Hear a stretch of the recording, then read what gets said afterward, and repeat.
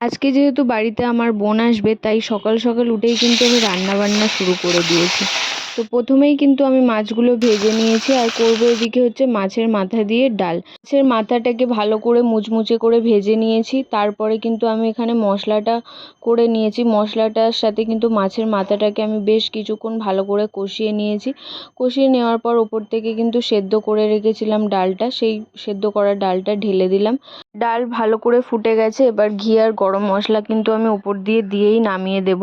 তারপরে কিন্তু আমি মাছের ঝোল করেছিলাম আলু দিয়ে, একটু ঝাল ঝাল করে। মাছের ঝোলটা দেখতেই পাচ্ছ, দেখতে যতটা সুন্দর, খেতে কিন্তু তার থেকে আরও বেশি টেস্টি হয়েছিল।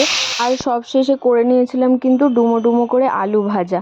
শুধুই এরকম আলু ভাজা আর মাছের মাথা দিয়ে ডাল হলে কিন্তু এক থালা ভাত অনায়াসে শেষ করা যায়, আর অন্য কিছুর কোনো প্রয়োজনই হয় না। তো এগুলোই ছিল আজকের দুপুরের মেনু। আমি বোনকে জিজ্ঞেস করেছিলাম কোনটা সব থেকে ভালো লেগেছে, ও কিন্তু বলেছে মাছের ঝালটা বেস্ট হয়েছে।